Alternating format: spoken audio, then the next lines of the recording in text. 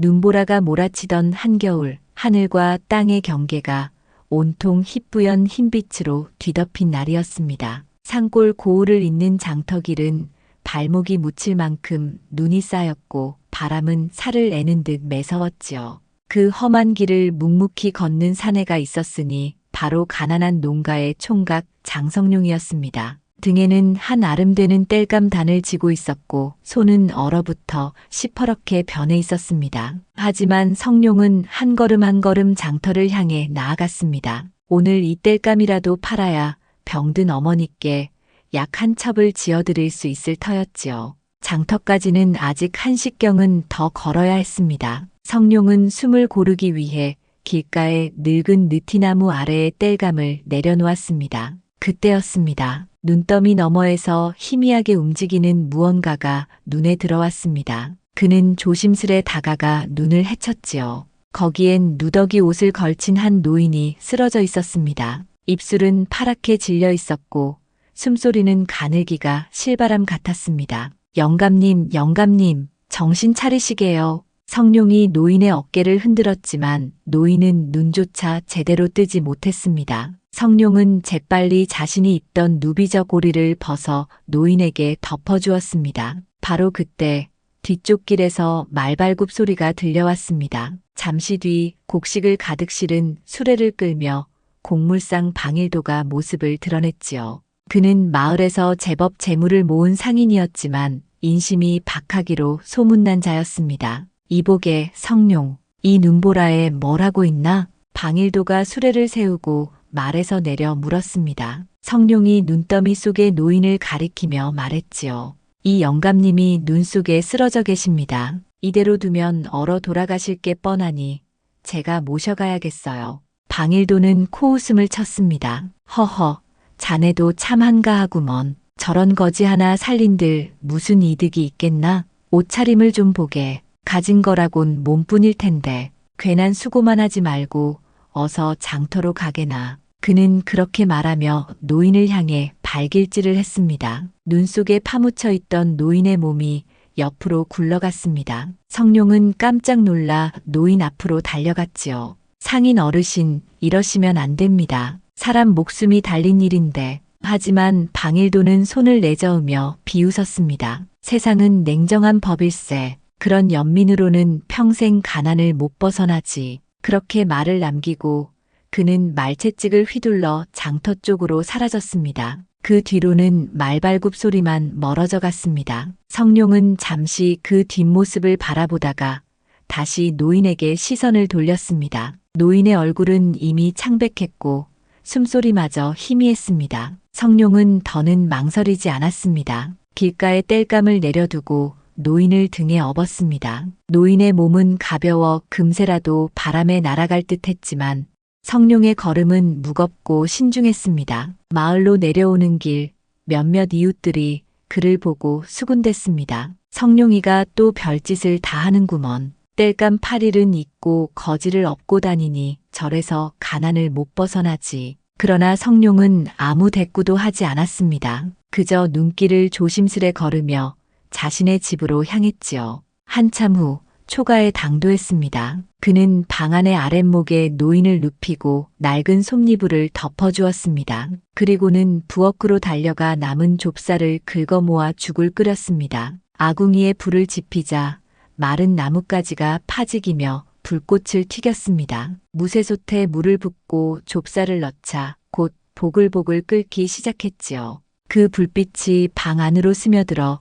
노인의 얼굴을 희미하게 비추었습니다. 성룡은 죽이 익는 동안 노인의 곁에 앉았습니다. 손끝으로 노인의 맥을 짚으니 미약하나마 따뜻한 기운이 돌았습니다. 그의 얼굴에도 조금씩 혈색이 돌아오기 시작했습니다. 한 식경쯤 지났을 무렵 죽이 알맞게 익었습니다. 성룡은 사발에 담아 조심스레 노인 곁으로 다가갔습니다. 영감님, 조금만 드셔보시게요. 그는 작은 숟가락으로 죽 한 술을 떠 노인의 입가에 댔습니다. 처음엔 삼키지 못하던 노인이 서서히 죽을 넘기기 시작했습니다. 한 술, 두 술, 세 술. 그렇게 반 사발쯤을 먹였을 때 노인이 천천히 눈을 떴습니다. 흐릿하던 눈동자가 초점을 찾아가며 작게 떨렸습니다. 여긴 어디요? 노인의 목소리는 가늘고 쉰 듯했습니다. 성룡은 부드럽게 미소 지었습니다. 제 집입니다. 눈 속에 쓰러져 계시길래 모셔왔지요.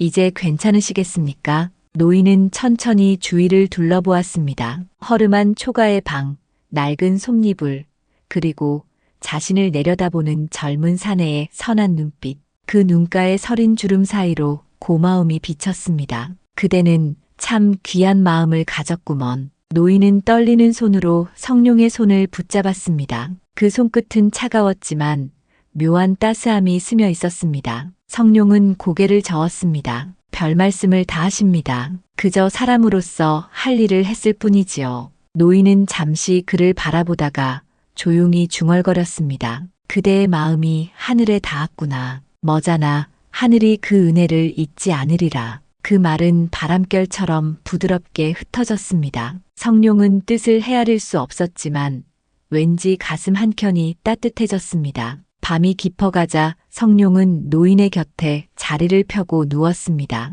바깥에서는 여전히 눈보라가 몰아쳤지만 초가 안은 묘하게 따스했습니다. 그는 잠이 들기 전 속으로 다짐했습니다. 내일은 다시 장터로 가서 어머니 약값을 마련해야지. 그 생각 사이로 노인의 고른 숨소리가 들려왔습니다. 성룡은 눈을 감으며 중얼거렸습니다. 그래도 오늘은 잘한 일이었지요. 그렇게 그 밤 초가의 작은 등불 아래에서 한겨울의 차가운 세상에 단 한 줄기 온기가 피어올랐습니다. 동이 트고 첫 닭이 울 무렵 성룡은 잠에서 깨어났습니다. 어젯밤 내내 울부짖던 눈보라가 그쳤는지 창호지 너머로 희미한 새벽빛이 스며들고 있었지요. 그 빛은 차갑지만 어딘가 고요했습니다. 성룡은 어제 모셔온 노인의 안부가 걱정되어 조심스레 몸을 일으켰습니다. 그런데 이게 어찌된 일입니까? 바로 곁에 누워있던 노인이 온데간데 없었습니다. 솜니불은 가지런히 개어져 있었고 방 안은 너무나 말끔했습니다. 마치 애초에 노인이 이곳에 머문 적조차 없었던 것처럼 말이지요. 성룡은 급히 문을 열고 밖으로 뛰쳐나갔습니다. 마당에도 대문 밖에도 노인의 그림자 하나 없었습니다. 그저 하얀 눈 위에는 발자국조차 없이 깨끗한 눈면만 펼쳐져 있었지요. 누군가 걸어 나갔다면 반드시 흔적이 남았을 터인데 도무지 믿기지 않는 광경이었습니다. 성룡은 잠시 멍하니 서 있다가 천천히 방으로 되돌아왔습니다. 그때 눈에 띈 것이 있었으니 이불 곁에 놓인 낡은 보자기 하나였습니다. 무명천으로 만들어진 보자기였는데 손끝으로 집어드니 묵직한 감이 느껴졌습니다. 그는 천천히 매듭을 풀었습니다. 그 안에는 작은 씨앗의 알이 들어 있었습니다. 씨앗은 검은빛을 띠고 있었고 자세히 들여다보니 그 표면에 가는 금빛 무늬가 새겨져 있었습니다. 성룡은 한 번도 본 적 없는 낯선 씨앗이라 고개를 갸웃했습니다. 곡식의 종자도 채소의 씨앗도 아닌 어딘가 이 세상 것이 아닌 듯한 느낌이었지요. 보자기 안쪽에는 먹이 희미하게 번진 붓글씨 한 줄이 적혀 있었습니다. 겨울 땅을 믿고 심으면 봄이 그대의 이름을 부르리라. 성룡은 그 글귀를 몇 번이고 곱씹었습니다. 겨울 땅을 믿고 씨앗을 심으라. 겨울의 땅은 얼어붙은 죽음의 땅인데 거기에 씨앗을 묻는다고 무엇이 돋을 수 있단 말인가. 그는 한참을 생각에 잠겼습니다. 혹시 영감님이 정신이 혼미하셨던 건 아닐까? 그렇게 생각하면서도 마음 한편이 편치 않았습니다. 노인의 마지막 눈빛이 떠올랐기 때문이지요. 그 눈에는 헛된 광기보다는 사람의 마음을 꿰뚫는 깊은 신념 같은 것이 서려 있었거든요. 성룡은 씨앗을 손바닥에 올려놓았습니다. 작디 작은 씨앗이었으나 묘하게 따뜻한 기운이 느껴지는 듯 했습니다. 그는 낮게 중얼거렸습니다. 죽은 땅에 씨앗을 심어 무얼 얻겠나. 그 말끝에는 한숨이 섞였지만 곧 생각이 달라졌습니다. 그저 버려두기엔 노인에 대한 예의가 아닌 듯 했습니다. 뜻이 있다면 내가 믿어야지. 그는 마음을 굳혔습니다. 노인이 남긴 흔적을 헛되이 하지 않기로 한 것입니다. 성룡은 삽을 들고 마당으로 나갔습니다. 눈을 걷어내고 얼어붙은 땅을 파기 시작했습니다. 삼날이 부딪힐 때마다 쨍그랑 금속성이 울렸고 손끝은 얼음장에 닿은 듯 저릿했습니다. 그럼에도 그는 멈추지 않았습니다. 마침내 손바닥만 한 구덩이를 파내고 씨앗의 알을 조심스레 그 속에 넣었습니다. 그리고 다시 흙을 덮고 눈을 살짝 얹어두었지요. 그는 두 손을 모으고 조용히 속삭였습니다. 영감님, 제가 할 수 있는 건 이뿐이요. 부디 뜻하신 대로 되시기를. 그때 울타리 너머에서 부드러운 여인의 목소리가 들려왔습니다. 성룡, 이 아침에 뭘 하고 있소? 성룡이 고개를 돌리니 주막에 송연아가 서 있었습니다. 두툼한 쪽머리에 흰 비녀가 꽂혀 있고 품에는 광주리를 들고 있었지요. 연아는 마을에서 마음씨 고운 여인으로 소문난 이였습니다. 남편을 잃은 뒤 혼자 주막을 꾸려 살며 어려운 사람을 도우려 애쓰는 이였지요. 성룡이 허리를 굽혀 인사했습니다. 주모, 이른 아침에 웬일이십니까? 연아가 손에 든 광주리를 내밀었습니다. 그 안에는 김이 모락모락 나는 인절미가 담겨 있었습니다. 어제 메주콩으로 떡을 했는데 생각이 나서 가져왔소. 그런데 마당에서 무얼 하시기에 이리 손이 시퍼렇게 되었소? 성룡은 잠시 머뭇거리다가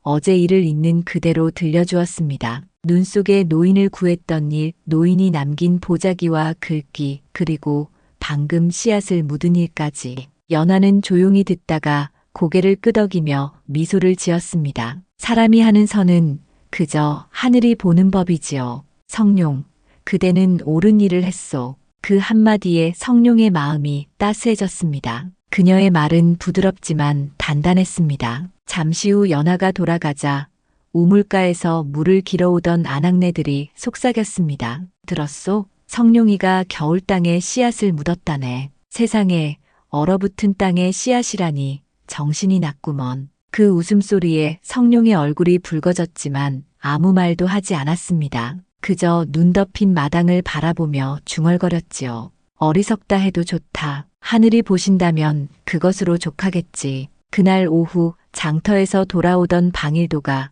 그 소문을 들었습니다. 그는 성룡의 집 앞을 지나며 배시시 웃었습니다. 허허, 성룡이 그 사람 겨울에 농사 짓겠다지. 씨앗 심어 부자 되겠다고. 세상에 이런 웃음거리가 또 있을까? 방일도의 큰 소리에 이웃들이 모여들어 킥킥 웃었습니다. 하지만 성룡은 묵묵히 눈 덮인 땅을 바라보았습니다. 그 속에는 노인이 남긴 씨앗의 알이 고요히 잠들어 있었지요. 그것이 정말 무언가를 틔울지 아니면 그대로 썩어버릴지 알 수는 없었습니다. 다만 성룡의 마음속에는 설명할 수 없는 기운이 일렁였습니다. 차가운 겨울 하늘 아래 보이지 않는 봄의 기척이 아주 희미하게 스며들고 있었지요. 성룡이 씨앗을 묻은 지 사흘째 되던 날이었습니다. 새벽닭이 울 무렵 성룡은 잠에서 깨어나 밖으로 나왔습니다. 밤새 내리던 눈은 그쳤고 마당에는 하얀 이불처럼 눈이 덮여 있었지요.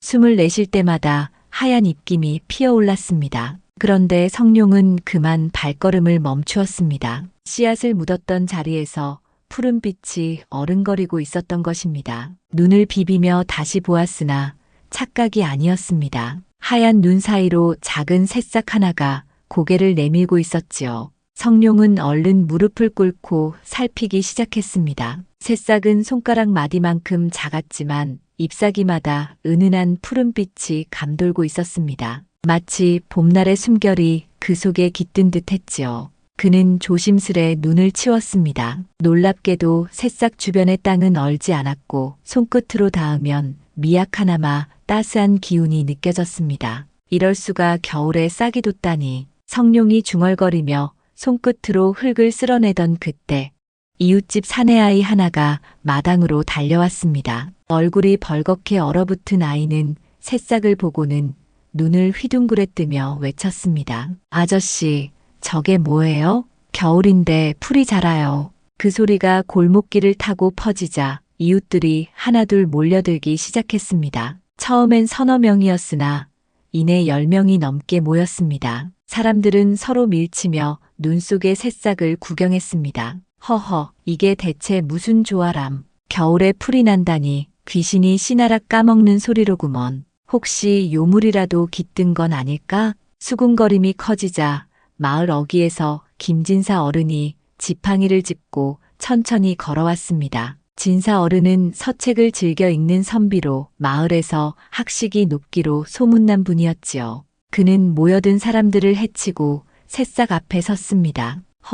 참으로 신기한 일이로다. 그는 안경 너머로 새싹을 한참이나 바라보다가 고개를 끄덕였습니다. 요물은 아닌 듯하네. 허나 범상치 않은 조짐임은 분명하구먼. 그러고는 성룡을 바라보며 물었습니다. 이 새싹은 어디서 난 것이냐, 성룡? 성룡은 노인을 구했던 일, 씨앗을 남기고 사라진 경위까지 모두 자세히 아뢰었습니다. 진사 어른은 턱수염을 쓰다듬으며 고개를 끄덕였습니다. 들으니 그 노인이 보통 사람이 아니었던 듯하네. 선한 마음에는 반드시 하늘의 이치가 따라붙는 법이지. 그 말에 몇몇 이웃이 수긍하며 고개를 끄덕였지만 뒤편에서 코웃음 섞인 목소리가 들려왔습니다. 무슨 하늘의 이치요. 저건 요망한 짓이요. 사람들이 돌아보니 방일도가 팔짱을 낀 채 서 있었습니다. 그의 얼굴엔 시기와 불안이 뒤섞인 빛이 어려 있었지요. 겨울에 풀이 자란다는 건 세상 이치를 거스르는 일 아니오? 이런 건 당장 뽑아버려야 하오. 그는 앞으로 나서며 큰 소리를 쳤습니다. 사람들이 술렁였지요. 하지만 성룡은 침착히 고개를 저었습니다. 이건 노인께서 남기신 것이오. 해치는 건 도리가 아니오. 방일도는 비웃음을 터뜨렸지만 김진사 어른이 한마디 거들었습니다. 사람의 선행을 비웃지 말게. 방일도. 뽑는다고 천지가 편해질 것 같으냐. 그보단 그 마음을 살펴보는 게 옳을 게다. 방일도는 입술을 달싹였지만 더는 말하지 못했습니다. 사람들은 서서히 흩어졌으나 그날 이후 마을 곳곳에서 이야기가 퍼졌습니다. 겨울에 새싹이 돋았다더라. 혹 복에 징조라지 않던가. 아니야. 그런 건 불길한 징험이야. 누구는 신기하다 하고 누구는 두려워했지요. 그날 밤 성룡은 잠을 이루지 못했습니다. 혹 누가 몰래 와서 새싹을 밟진 않을까. 걱정이 꼬리를 물었습니다. 그는 몇 번이나 문틈으로 마당을 내다보다가 그만 꾸벅 잠이 들었습니다. 한밤중 삼경쯤 되었을 때였습니다. 문 밖에서 희미한 인기척이 들렸습니다. 눈밭을 밟는 소리가 사박사박 들려왔지요. 성룡은 숨을 죽이고 조심스레 문을 열었습니다. 달빛에 비친 인형은 다름 아닌 방일도였습니다. 그는 두리번거리며 새싹이 돋은 자리로 다가갔습니다. 손에는 짧은 괭이 하나가 들려 있었지요. 성룡은 가만히 숨을 죽인 채 지켜보았습니다. 방일도가 허리를 굽혀 손을 뻗었습니다. 그가 새싹을 잡는 순간 거센 바람이 어디선가 몰아쳤습니다. 부러울 리 없는 밤이었건만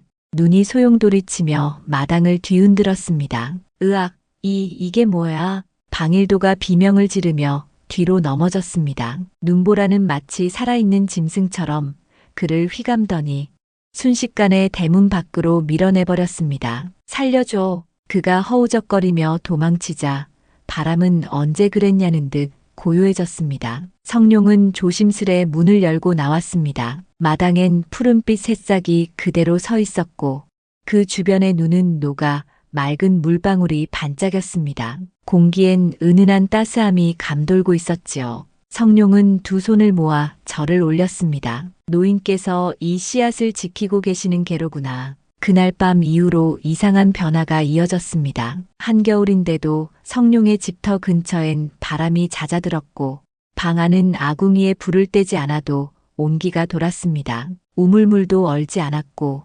심지어 더 맑고 달큼한 맛이 났습니다. 마을 사람들은 이 일을 신기하게 여겼습니다. 누군가는 성룡의 집에 와서 새싹을 구경하며 경탄했고 누군가는 여전히 수상쩍다며 수군거렸습니다. 하지만 한 가지 분명한 건 그날 밤 방일도가 눈보라에 휘말렸다는 소문이 퍼진 뒤로는 아무도 감히 그 새싹을 해치려 들지 않았다는 것입니다. 그 뒤로 성룡은 매일 아침 정화수를 떠 새싹 앞에 두었습니다. 그의 손길에는 감사와 경외가 깃들어 있었지요. 그 새싹은 날이 갈수록 조금씩 그러나 분명하게 자라나고 있었습니다. 하늘의 뜻이 어느덧 성룡의 마당 한가운데 뿌리내리고 있었던 것입니다. 겨울이 지나고 입춘을 맞이할 무렵이었습니다. 산등성이에 쌓였던 눈이 녹아내리기 시작하고 개울물은 졸졸 흐르며 봄의 소식을 전했지요.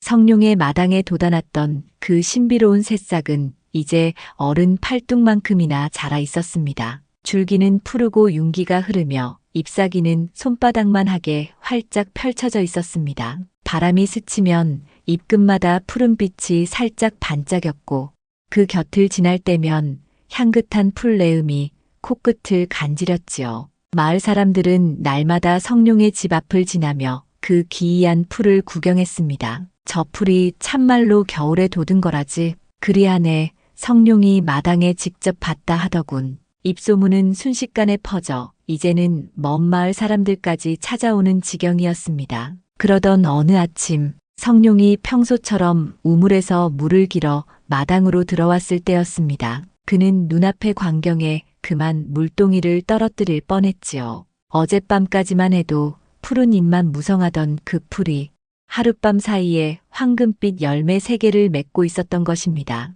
그 열매는 주먹만 했고 표면에서 은은한 빛이 흘러나왔습니다. 아침 햇살을 받아 반짝이는 모양은 마치 해를 머금은 듯 했습니다. 성룡은 얼이 빠진 듯 그 앞에 서 있었습니다. 손끝이 떨렸지만 그는 조심스레 한 알을 따서 손에 올렸지요. 그 순간 열매가 스르르 녹아내리기 시작했습니다. 물처럼 흐른 것이 아니라 순식간에 단단한 덩어리로 굳어 반짝이는 금빛으로 변했습니다. 성룡은 숨을 삼켰습니다. 햇살 아래 반사된 그 빛은 분명 순금의 색이었지요. 그는 떨리는 손으로 나머지 2 열매도 조심스레 따보았습니다. 모두 같은 모양으로 손 안에서 금덩이로 변했습니다. 이것이 노인께서 말씀하신 하늘의 은혜란 말인가. 그가 중얼거리는 그때 열매가 맺혔던 자리에서 맑은 물줄기가 솟구쳤습니다. 땅속 깊은 곳에서부터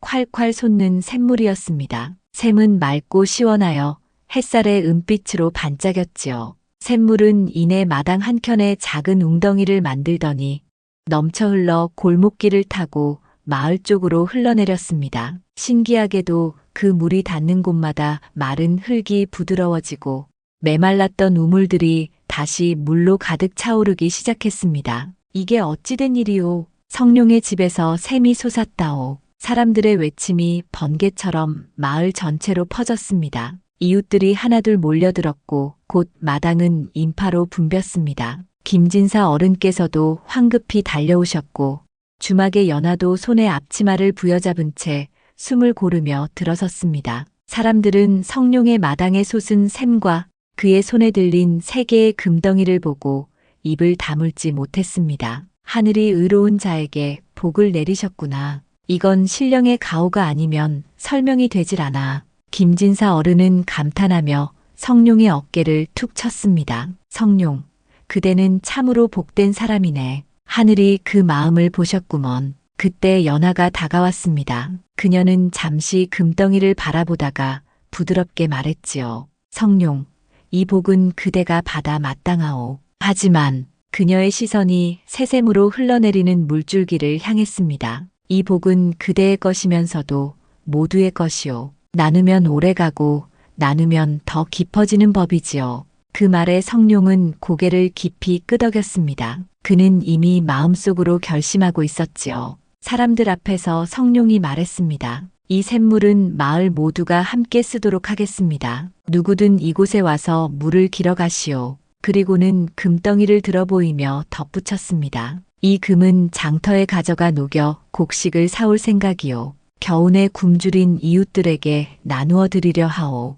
순간 마당을 가득 메운 사람들의 얼굴에 감동이 번졌습니다. 방금 하늘이 내린 복을 받았건만 그 복을 나누겠다는 그 마음씨가 사람들의 가슴을 울렸지요. 김진사 어른은 눈가를 훔치며 말씀하셨습니다. 성룡, 그대는 재물보다 덕을 아는 사람일세. 하늘이 그대를 택하신 게 괜히가 아니구먼. 그날 오후 성룡은 금덩이 2개를 챙겨 짐수레에 실었습니다. 하나는 남겨두었지요. 병든 어머니의 약값을 마련하고자 함이었습니다. 장터로 나가 금붙이 장사를 찾아가 금을 녹여 은자로 바꾸었습니다. 그 돈으로 쌀과 보리, 조, 팥을 가득 사서 짐수레에 실었습니다. 수레가 무겁게 기울 만큼 곡식을 사오자 주막 앞을 지나던 연하가 놀라 눈을 크게 떴습니다. 성룡, 혼자 다 옮기려 하오. 사람 부르겠소. 괜찮소. 곡식은 무겁지만 마음은 가볍소.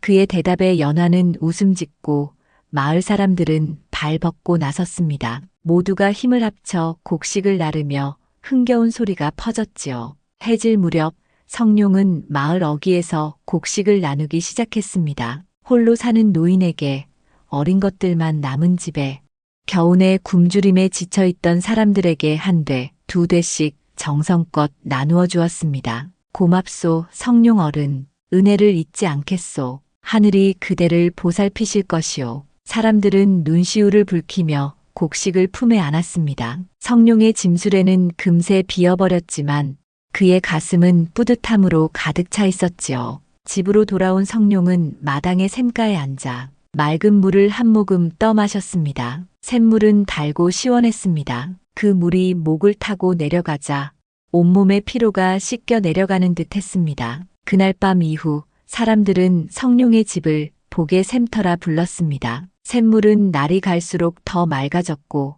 그 물을 마신 이웃들의 얼굴에는 웃음이 피어났습니다. 성룡은 금 3덩이 중 2덩이를 나누었지만 남은 한 덩이로 어머니의 병을 고칠 수 있었습니다. 그는 더 바랄 것이 없었습니다. 하늘이 내린 복은 그 마음을 닮은 사람에게서 더욱 크게 자라나는 법이었지요. 성룡이 하늘의 복을 받았다는 소식은 삽시간에 인근 마을까지 퍼져나갔습니다. 사람들은 복의 샘터라 불리는 그의 집을 찾아와 신기한 샘물을 구경했고 그의 선행을 입에 올리며 칭송했습니다. 하지만 세상사 늘 그렇듯 모두가 그를 축복한 것은 아니었지요. 그 소식을 들은 방일도는 집 안곡물 창고에 틀어박혀 술잔을 기울이고 있었습니다. 술기운에 얼굴이 벌겋게 달아올랐고 잔을 내려치며 이를 갈았습니다. 책, 거지 하나 구해줬다고 금덩이를 얻는다니 세상이 어찌 이다지도 불공평한가.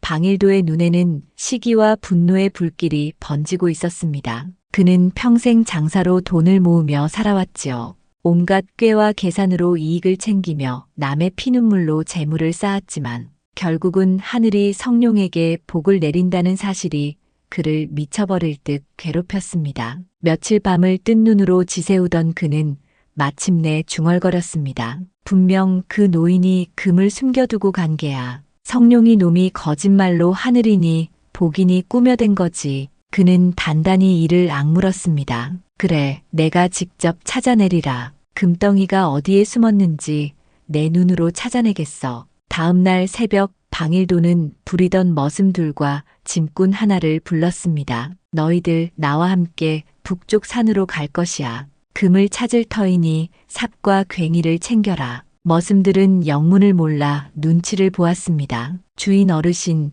그 산엔 아직 눈이 남아있사온데 무얼 찾으시려 하오? 방일도는 험한 얼굴로 호통쳤습니다. 묻지 말고 따라오기나 해. 금을 찾으면 너희들도 한 몫 챙겨주마. 그렇게 해서 방일도 일행은 새벽녘 마을을 빠져나갔습니다. 그들이 향한 곳은 성룡이 노인을 발견했다는 길목 근처의 산줄기였지요. 산등성이엔 여전히 눈이 남아 있었고 바람은 살을 내었습니다. 방일도는 나무 밑동을 파고 바위 틈을 들추며 온종일 헤맸습니다. 하지만 금은커녕 노인의 흔적조차 찾을 수 없었습니다. 해가 중천에 떴다가 서산으로 기울 때까지 그들은 허탕만 쳤지요. 이상하네, 분명 이 근처라 했는데. 방일도는 땀에 젖은 얼굴로 중얼거렸습니다. 머슴 하나는 지쳐서 주저앉았고 짐꾼은 다리를 절었습니다. 그때부터 바람이 세차게 불기 시작했습니다. 산속의 나무들이 윙윙 울었고 구름이 몰려와 하늘을 덮었습니다. 머슴이 겁먹은 얼굴로 말했습니다. 주인 어르신, 날이 심상치 않사옵니다. 이쯤에서 내려가야 할 듯하오. 그러나 방일도는 듣지 않았습니다. 조금만 더, 분명 근처에 있을 게다. 금을 찾기 전엔 못 내려간다. 바람은 점점 거세졌고 갑자기 눈발이 휘날리기 시작했습니다. 봄이 머지않았건만 그날따라 하늘은 다시 겨울을 품은 듯 했습니다. 바람 속에는 얼음처럼 찬 기운이 섞여 있었고 눈송이는 순식간에 폭풍이 되어 몰아쳤습니다. 으악, 길이 보이지 않소. 어르신, 어서 피합시다. 머슴들의 비명소리가 눈보라 속으로 흩어졌습니다. 방일도는 정신없이 발을 옮기다 미끄러졌고 발밑에서 갑자기 땅이 갈라지는 듯한 소리가 났습니다. 눈과 흙과 돌이 한꺼번에 무너져 내렸습니다. 으악! 그들의 외침은 산허리를 따라 메아리 쳤고 눈보라는 모든 소리를 삼켜버렸습니다. 다음 날 아침 마을 사람들은 방일도의 집이 비어있는 것을 알았습니다. 그의 말도 사람도 집안에 남아있는 기척도 모두 사라져 있었지요. 며칠 뒤 그들이 산으로 들어갔다는 이야기를 전해 들은 마을 사람들이 수색대를 꾸렸습니다. 하지만 산에서 찾은 것은 찢어진 옷자락과 부러진 괭이 하나뿐이었습니다. 산사태에 휩쓸린 게로구나. 김진사 어른이 깊은 한숨을 내쉬었습니다. 사람들은 입을 모아 안타까움을 표했지만 속으로는 누구나 알았습니다. 그의 탐욕이 결국 화를 부른 것임을. 며칠 뒤 방일도의 곡물 창고가 굳게 닫혀 있는 것을 알게 된 이공원님께서 직접 사람을 보내 조사하게 하셨습니다. 창고 문을 열자 그 안에는 쌀과 보리가 산더미처럼 쌓여 있었습니다. 원님은 이내 얼굴을 굳히셨지요. 한 사람의 탐욕이 백성의 굶주림을 부른다면 그 재물은 하늘의 뜻에 어긋난 것이네. 그는 즉시 명을 내렸습니다. 방일도의 곡식을 거두어 백성들에게 나누라. 굶주린 이들이 이 곡식으로 목숨을 이어가게 하라. 관아의 아전들이 곡식을 꺼내어 나누자 마을 사람들의 얼굴에 오랜만에 웃음이 피었습니다. 그 곡식은 눈보라에 묻힌 방일도의 손을 벗어나 결국 그가 외면했던 백성들의 밥상이 된 것이지요. 그 소식을 들은 성룡은 샘가에 앉아 조용히 중얼거렸습니다. 하늘은 참으로 공평하시구나. 탐욕의 곡식은 썩지 않고 다시 생명을 살리는 씨앗이 되었구나. 성룡에게 복이 내렸다는 소문은 어느덧 고을 전체로 번져나갔습니다. 장터에 나가면 사람들 입에서 성룡의 이야기가 떠돌았고 이웃 고을에서도 구경꾼이 찾아왔습니다. 하지만 세상 일이란 늘 그렇듯 소문은 돌고 돌며 점점 모양이 달라지기 마련이었지요. 어떤 이는 성룡이 신선을 만났다고 했고 또 어떤 이는 그의 집 마당에서 금이 샘물처럼 솟는다 말했습니다. 심지어는 요술로 사람들을 속인다는 헛소문까지 나돌았습니다. 그 이야기가 마침내 이 원님의 귀에까지 들어갔습니다. 이 원님은 청렴하기로 이름난 분이었으나 법도를 어기는 일을 참지 못하는 성품이었지요. 원님께서 관아의 이방을 불러 물으셨습니다. 겨울에 금이 열리고 샘이 솟는다 하니 혹 요사스러운 일이 아니겠는가. 백성이 헛된 일에 홀리지 않도록 사실을 밝혀야 하겠네. 그 성룡이란 자를 당장 데려오라. 이방은 명을 받들어 나졸 둘을 데리고 성룡의 마을로 향했습니다. 마을 어귀에 이르자 사람들의 수군거림이 끊이지 않았지요. 이방 일행이 성룡의 집 앞에 도착했을 때 성룡은 마당에 샘물을 두레박으로 길어 채소밭에 물을 주고 있었습니다. 관복 차림의 이방이 다가오자 성룡은 황급히 두레박을 내려놓고 나왔습니다. 원님께서 그대를 부르시니 지금 곧 관하로 오시오. 엄한 목소리에 성룡의 가슴이 철렁 내려앉았습니다. 그러나 꺼릴 일은 없었지요. 그는 두 손을 모으며 공손히 말했습니다. 알겠소. 분부대로 따르겠소. 소문을 들은 마을 사람들이 몰려들었습니다. 김진사 어른도 지팡이를 짚고 서둘러 오셨고 주막의 연화도 앞치마를 쥐고 달려왔습니다. 연화가 걱정스런 얼굴로 말했습니다. 성룡, 두려워 말게. 그대는 떳떳하니 아무 염려 말게. 김진사 어른도 고개를 끄덕이며 거들었습니다. 원님은 공정하신 분이시네. 사실대로만 말하면 그대의 결백이 드러날 걸세. 성룡은 깊이 절을 올리고 이방을 따라 관하로 향했습니다. 사람들은 그의 뒷모습을 바라보며 한참 동안 말을 잃었지요. 1시경쯤 걸었을까요? 성룡이 관하 대문에 당도하니 붉은 기둥과 청색 기와가 위엄있게 서 있었습니다. 문 앞에는 창을 든 나졸들이 정자해 있었고 그들의 시선이 매섭게 번뜩였습니다. 이방이 문 앞에서 외쳤습니다. 원님, 성룡을 데려왔습니다. 들라하라. 낮지만 힘있는 목소리가 대청 안에서 울려나왔습니다. 성룡은 마루 아래 무릎을 꿇고 머리를 조아렸습니다. 대청 위에는 원님이 앉아 계셨습니다. 수염이 희끗하고 눈매가 날카로우면서도 어디선가 인자함이 비쳤지요. 그대가 성룡이냐? 예, 그렇습니다. 나리. 소문을 들으니 겨울에 씨앗을 심어 금이 열리고 샘이 솟았다 하더구나. 그것이 사실이냐? 혹 백성을 속이려 거짓을 꾸민 것은 아니겠느냐? 성룡은 고개를 숙인 채 침착히 대답했습니다. 거짓은 한 자도 없습니다. 나리. 있는 그대로 말씀드리겠소. 그는 지난 겨울 눈보라 속에서 노인을 구한 일부터 차근차근 이야기했습니다. 노인이 남긴 씨앗, 눈 속에서 돋은 새싹, 황금빛 열매, 그리고 샘물이 솟은 일까지 한치의 꾸밈도 없이 아뢰었지요. 원님은 잠시 말없이 듣고 계시다 물으셨습니다. 그 금으로는 무엇을 하였느냐? 금세덩이 중 2덩이는 녹여 곡식을 사서 굶주린 이웃들에게 나누어 드렸고 하나는 병든 어머니의 약값으로 썼습니다. 원님의 눈빛이 살짝 누그러졌습니다. 이내 이방을 향해 말씀하셨지요. 마을 사람들을 불러 사실을 확인하라. 이방은 곧 사람을 보내 마을로 달려가게 했습니다. 얼마 후 김진사 어른과 몇몇 마을 사람들이 관하로 왔습니다. 대청 아래에 엎드린 그들에게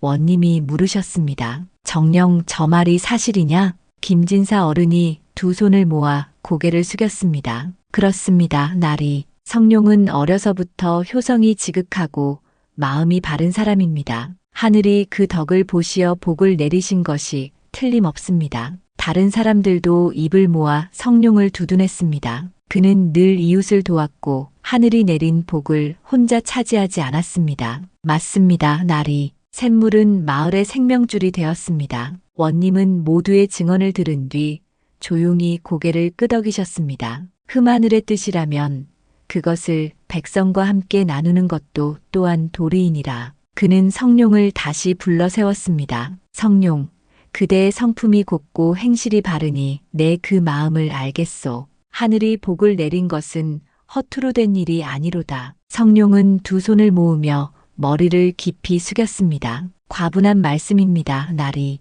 원님은 잠시 생각하시더니 이방에게 명했습니다. 공문을 써라. 성룡에게 상평청의 공인 자격을 내려 관곡의 운송과 장터의 곡식 거래를 맡기노라. 백성의 굶주림을 덜어주는 것이 그대의 직분이 될 것이다. 성룡은 예상치 못한 명에 눈이 휘둥그레졌습니다. 이내 정신을 가다듬고 마루 아래 엎드려 큰 절을 올렸지요. 감사합니다. 나리. 죽는 날까지 그 뜻을 잊지 않고 백성을 위하겠습니다. 원님은 만족스러운 표정으로 미소를 지으며 고개를 끄덕였습니다. 그래, 부디 그 마음 잃지 말게. 하늘이 그대를 거듭 살피고 있을 것이네. 그날 이후 성룡의 이름은 고을 전체에 퍼졌습니다. 정직한 상인이라 불렸고 관에서 맡긴 공곡 운송을 성실히 처리했습니다. 그가 다루는 곡식 한 톨에도 허투루 하는 일이 없었지요. 연화의 주막에는 축하의 발길이 끊이지 않았습니다. 연화는 술상 위에 따뜻한 국과 밥을 차려놓으며 웃었습니다. 성룡, 하늘이 그대를 알아보셨구려. 성룡은 쑥스러운 듯 웃으며 말했습니다. 주모, 복은 제 덕이 아니라 모두의 마음 덕이지요. 그날 저녁 마을에는 웃음과 노랫소리가 흘렀습니다. 샘물은 여전히 맑게 솟아올랐고 그 물결 위로 별빛이 어른거렸습니다. 하늘은 그 모든 광경을 조용히 내려다보고 있었지요. 상평청의 공인 자격을 받은 뒤로 성룡의 삶은 하루가 다르게 번창했습니다. 관아에서 맡긴 관곡을 여러 마을에 실어 나르며 거래마다 정직을 잃지 않았습니다. 장터의 곡값이 요동칠 때면 성룡은 늘 공정한 값을 내세웠지요. 사람들은 성룡을 믿고 따랐고 그의 집에는 날마다 거래를 청하는 이들의 발길이 이어졌습니다. 그는 번 돈으로 병든 어머니께 기와집 한 채를 마련해 드렸습니다. 허름했던 초가를 벗어나 단정하고 반듯한 집에 살게 되었지만 성룡의 마음은 여전히 조심스러웠습니다. 복이 커질수록 어딘가 모르게 불안이 깃들었지요. 밤이 깊어 잠자리에 들면 그의 귓가엔 늘 그 노인의 음성이 메아리 쳤습니다. 탐욕이 피어나면 복은 사라지느니라. 그 말이 성룡의 가슴에 새겨져 있었습니다. 그는 스스로를 단속했습니다. 거래할 때마다 정직했는가를 살피고 이익을 남길 때마다 욕심이 앞서지 않았는가 돌아보았습니다. 하지만 세상 일이란 언제나 뜻대로만 되지 않는 법이지요. 어느 날 성룡은 이웃 고을로 관곡 백석을 운반하라는 명을 받았습니다. 그는 곡식을 수레에 가득 싣고 이른 새벽길을 나섰습니다. 햇빛은 눈부셨고 들판엔 봄 기운이 돌고 있었습니다. 하루 종일 수레를 몰아 목적지에 닿았을 무렵 그는 구슬땀을 닦으며 곡식을 하나하나 내렸습니다. 그런데 이상했습니다. 분명 백석을 실었는데 세어보니 95석뿐이었습니다. 성룡은 눈을 의심했습니다. 분명히 출발할 때 백석이었는데 어디로 간 것이지? 그는 즉시 수레를 살폈습니다. 그때 수레 밑바닥에 손가락만 한 구멍이 나 있는 것을 발견했습니다. 그 구멍을 통해 곡식이 조금씩 흘러내린 흔적이 보였지요. 이게 어찌된 일인가, 누가 이런 짓을? 성룡은 즉시 관아에 이 사실을 보고했습니다. 원님은 곧 사람을 시켜 조사하라 명하셨습니다. 며칠 뒤 범인이 밝혀졌습니다. 다름 아닌 장터의 부정한 상인 하나가 성룡의 수레에 몰래 구멍을 내고 떨어진 곡식을 주워 팔아넘긴 것이었습니다. 범인은 붙잡혀 곤장을 맞았지만 문제는 그 뒤였습니다. 마을에 괴상한 소문이 돌기 시작했습니다. 성룡이 관곡을 빼돌렸다더라. 정직한 채 했지만 결국 속은 똑같다더라. 진상이 밝혀졌음에도 사람들의 입은 가볍기 그지없었습니다. 장터에 나가면 누군가 뒤에서 수군거렸고 어떤 이는 그를 스쳐가며 고개를 돌렸습니다. 감독을 제대로 못한 것도 죄 아니오? 관곡을 맡은 자가 어찌 그리 허술한가. 그 말들이 성룡의 마음에 비수처럼 꽂혔습니다. 억울했지만 그는 한마디도 변명하지 않았습니다. 며칠 뒤 주막에서 연화가 그를 불렀습니다. 연화는 따뜻한 술 한 잔을 내밀며 말했습니다. 너무 마음 쓰지 마세요. 진실은 언젠가 드러나는 법이지요. 성룡은 힘없는 웃음을 지었습니다. 주모, 저는 괜찮습니다. 다만 이 일로 원님께 누를 끼친 것이 송구스러울 따름이요. 연화는 그 말에 고개를 끄덕이며 조용히 덧붙였습니다. 그대 같은 사람은 하늘이 그냥 두지 않지요. 어둠이 짙어야 별빛이 더 밝아지는 법이요. 그날 밤 성룡은 오랜만에 샘가에 앉았습니다. 맑은 달빛이 샘물 위에 비쳤고 물결은 은빛으로 일렁였습니다. 그는 눈을 감고 깊은 생각에 잠겼습니다. 그때 바람 사이로 들려오는 낯익은 목소리, 꿈인지 생시인지 알 수 없었습니다. 탐욕이 아니라도 방심하면 복은 멀어지느니라. 성룡은 놀라서 고개를 들었지만 주위엔 아무도 없었습니다. 오직 샘물만이 잔잔히 흘러가고 있었지요. 그는 이내 무릎을 꿇고 샘을 향해 절했습니다. 노인 어른, 제 덕이 모자라 이 변고를 겪었나이다. 모두 제 탓이요. 더 바르게 살겠나이다. 이튿날 아침 성룡은 중대한 결심을 했습니다. 원님께 직접 나아가 손해를 메우겠다고 자청한 것이지요. 그는 관아에 도착하자마자 마루 아래 엎드려 말씀드렸습니다. 날이 비록 제가 곡식을 훔친 것은 아니나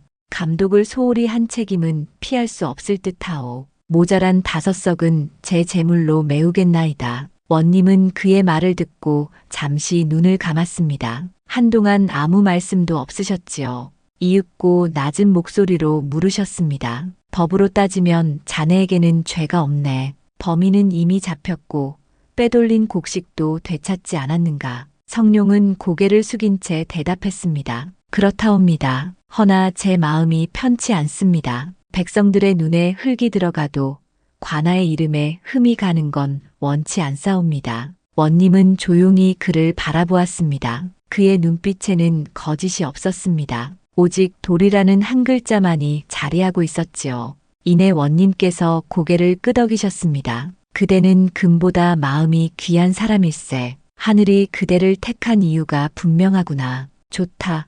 그대의 뜻대로 하게. 허나 이는 벌이 아니라 스스로 도리를 세우는 것임을 잊지 말게. 성룡은 깊이 절을 올렸습니다. 그날로 그는 자신이 모아둔 은자를 풀어 곡식 5석을 사서 관아에 바쳤습니다. 며칠 뒤 그 이야기가 마을에 퍼졌습니다. 저런 사람 또 없을게야. 자신의 잘못도 아닌데 손해를 메웠다지 않소? 그게 바로 복을 지키는 길이야. 의심하던 사람들은 부끄러워 고개를 숙였고 다시금 성룡을 신뢰하게 되었습니다. 그날 밤 성룡이 샘가에 앉자 물빛이 전보다 한결 맑아 보였습니다. 별빛이 샘물 위에 내려앉았고 그 물결이 은은히 반짝였지요.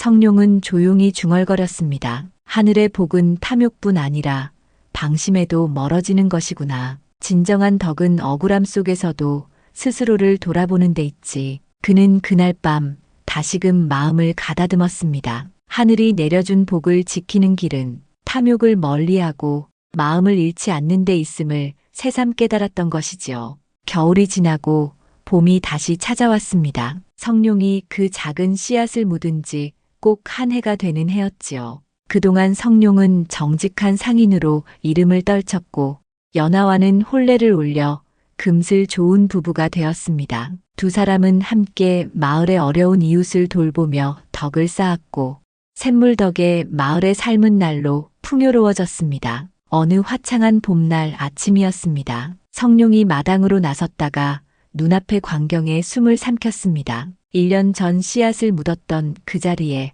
황금빛 꽃들이 수십 송이 활짝 피어 있었던 것입니다. 손바닥만 한 꽃잎마다 부드러운 빛이 감돌았고 그 향기는 봄바람에 실려온 마을을 감싸 안았지요. 성룡은 조심스레 다가가 꽃잎을 살펴보았습니다. 꽃술 하나하나가 금실처럼 빛났고 그 자태가 눈이 부셨습니다. 여보, 이게 대체 어찌된 일이오? 연하가 방에서 나와 그 광경을 보고는 눈을 동그랗게 떴습니다. 성룡은 미소 지으며 아내의 손을 잡았습니다. 하늘께서 다시 복을 내리신 게로구려. 연하는 손을 모으며 나직이 중얼거렸습니다. 참으로 신령한 일이로다. 소문은 금세 퍼졌습니다. 사람들이 구름처럼 몰려와 황금빛 꽃밭을 구경했지요. 김진사 어른도 지팡이를 짚고 와서 한참을 바라보다 감탄하셨습니다. 1년 만에 또 이런 조화라니. 성룡, 그대는 하늘이 점지한 복이니라 아니할 수 없구나. 하지만 성룡은 고개를 숙이며 말했습니다. 모두 하늘의 은덕이옵니다.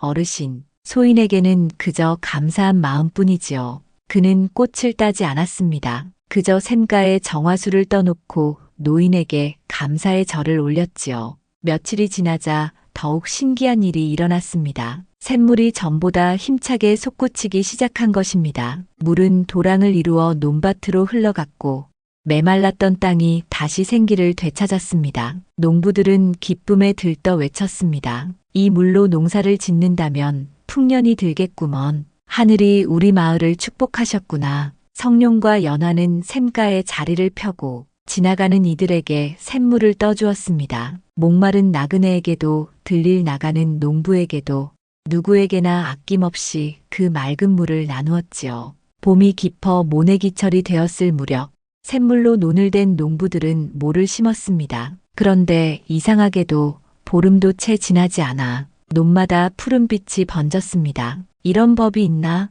뭐가 이렇게 빨리 자라다니. 그 샘물의 기운이 논마다 퍼진 게야. 여름이 오자 논마다 황금빛 이삭이 넘실거렸습니다. 벼는 예년보다 배 이상으로 풍성했고 마을 사람들은 모두 손뼉을 치며 기뻐했습니다. 그야말로 복의 샘이 낳은 풍년이었지요. 사람들은 성룡의 집으로 찾아와 감사를 표했습니다. 자네 덕분에 우린 한 해를 편히 살겠소. 샘물을 나누어 주신 은혜 평생 잊지 않겠소이다. 하지만 성룡은 고개를 저으며 말했습니다. 이는 제 덕이 아니라 하늘의 은혜요. 우리 모두 감사한 마음으로 이 복을 지켜야 할 것이요. 가을이 찾아왔습니다. 하늘은 높고 바람은 맑았습니다. 성룡과 연하는 풍년을 맞은 마을 사람들과 함께 수확을 감사하는 잔치를 열었습니다. 마을 어귀마다 떡과 술이 차려졌고 사람들은 노래하고 춤추며 밤이 깊도록 흥을 돋웠습니다. 성룡은 연화의 손을 잡고 그 모습을 흐뭇하게 바라보았습니다. 여보, 이렇게 복을 받은 것이 고맙고 또 고맙소. 연화는 미소 지으며 대답했습니다. 그대의 선한 마음이 부른 복이 아니겠소? 성룡은 머리를 저었습니다. 아니요. 그대의 믿음이 있었기에 내가 흔들리지 않았지요. 해가 서산으로 기울 무렵이었습니다. 성룡과 연화가 마당의 샘가에 앉아 쉬고 있을 때 문득 바람이 불어왔습니다. 그 바람 속에 익숙한 기운이 스며 있었습니다. 성룡은 고개를 들었습니다. 샘가에 한 노인이 서 있었습니다. 눈보라 속에서 구했던 바로 그 노인이었지요. 영감님, 성룡은 황급히 일어나 노인 앞에 무릎을 꿇었습니다. 연화도 함께 절을 올렸습니다. 노인은 자애로운 눈빛으로 두 사람을 바라보며 미소 지었습니다. 하늘의 뜻이 머문 곳, 그대의 마음이 곧 그 자리로다. 성룡은 고개를 숙인 채 물었습니다. 영감님, 제가 이 복을 받을 자격이 있는 사람입니까? 노인은 성룡의 어깨에 손을 얹으며 대답했습니다. 선행은 하늘이 보고 덕은 땅이 기억하느니라. 그대는 탐욕 없이 나누었고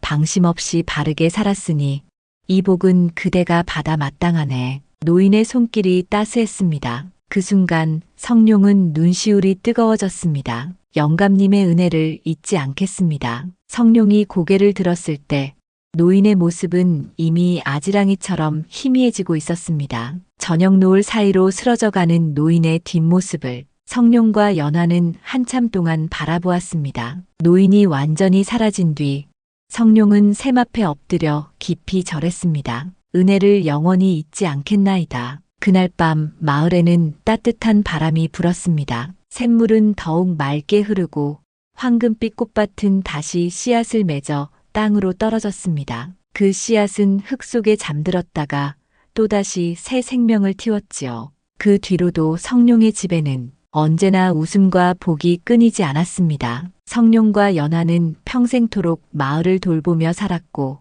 그들의 이야기는 오랜 세월이 지나도 사람들 입에서 입으로 전해졌습니다. 선행에는 복이 따르고 나눔에는 풍요가 깃드느니라. 그 말이 마을의 자손들에게까지 전해져 오늘날에도 복의 샘터라 불리는 그곳의 물은 여전히 맑게 흐르고 있지요.